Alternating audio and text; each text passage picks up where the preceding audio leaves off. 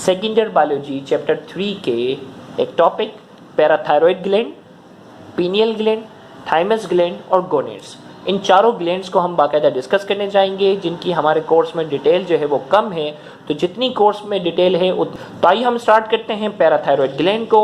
तो सबसे पहले आ जाएगी location. 2 pairs of glands dorsal to the thyroid gland. ये 2 पेयर होते हैं, मतलब 4 होते हैं। थायरॉयड ग्लैंड है ना, जो गर्दन है ना, नेक की बेस पे मौजूद होता है।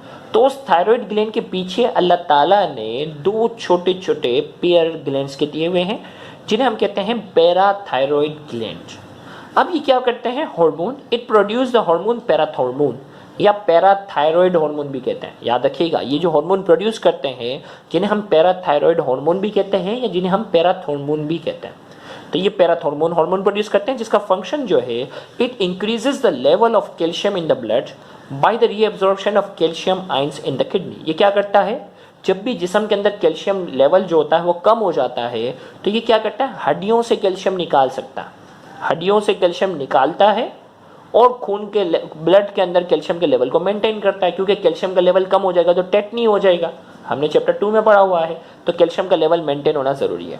और दूसरा इसका काम जो होता है वो क्या करना है? किडनी से क्या करता है? कैल्शियम आयंस की रीअब्जॉर्प्शन भी बढ़ा देता है, यानी यूरिन के जरिए जो है वो कैल्शियम जो है वो लॉस ना हो जाए, इसीलिए वो क्या करता है? कैल्शियम आयन की रीअब्जॉर्प्शन क्या कर देता है? बढ़ा देता है। याद रहे, ये पैराथॉर्मोन कैल्सीटोनिन जो थायराइड से रिलीज होने वाला जो हार्मोन है, इसका अपोजिट है। कैल्सीटोनिन क्या करता था? ब्लड के अंदर कैल्शियम के लेवल को कम करता था, एक्स्ट्रा कैल्शियम जो भी होता था उसको हड्डियों में डिपॉजिट कर देता था। जबकि ये इसका अपोजिट काम करता है कि ब्लड के अंदर कैल्शियम का लेवल कम होता है ना, तो कहीं टेटनी ना हो जाए पेशेंट को, तो वो क्या करता है? हड्डियों से क्या करता है? कैल्शियम को क्या करता है? निकालता है और ब्लड के अंदर मेंटेन करता है। और साथ ही साथ किडनी से क्या करता है? कैल्शियम आयन की रीअब्जॉर्प्शन क्या करता है? बढ़ाने का काम करता है।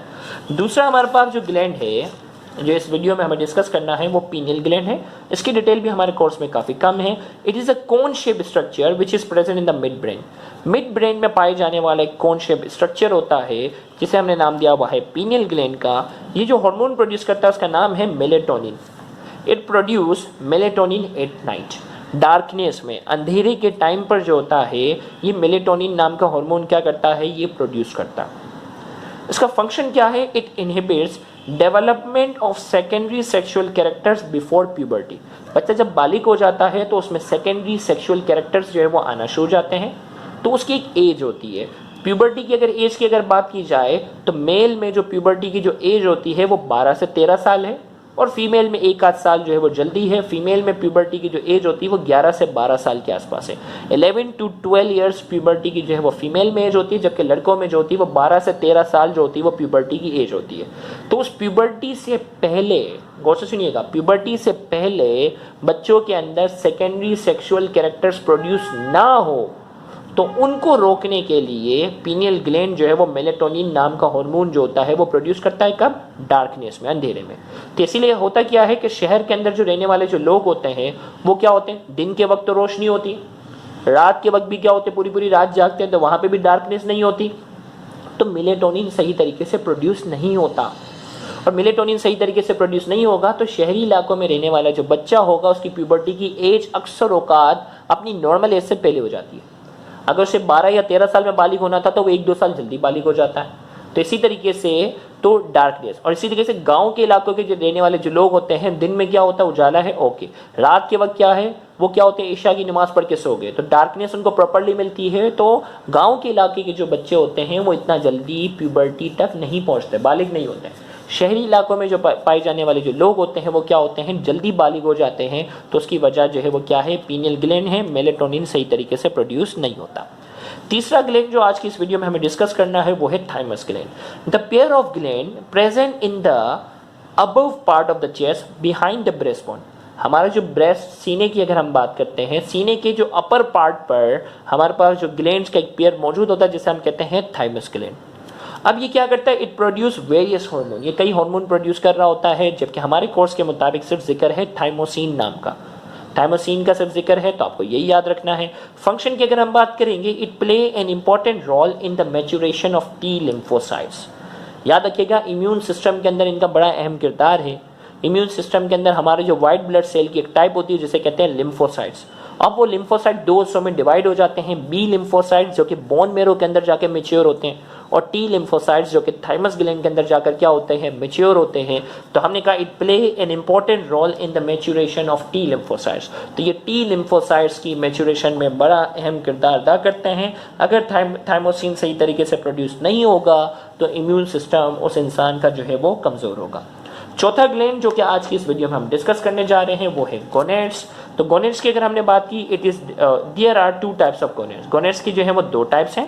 तो ये इट इज डिवाइडेड का ये वर्ड हटा दो, ये मोर से मिटाया होता है लेकिन शो हो रहा है। There are two types of gonads, number 1 ovaries, number 2 testis. सबसे पहले ओवरीज की हम बात करते हैं। These gonads are found in female, human bodies possess a pair of ovaries.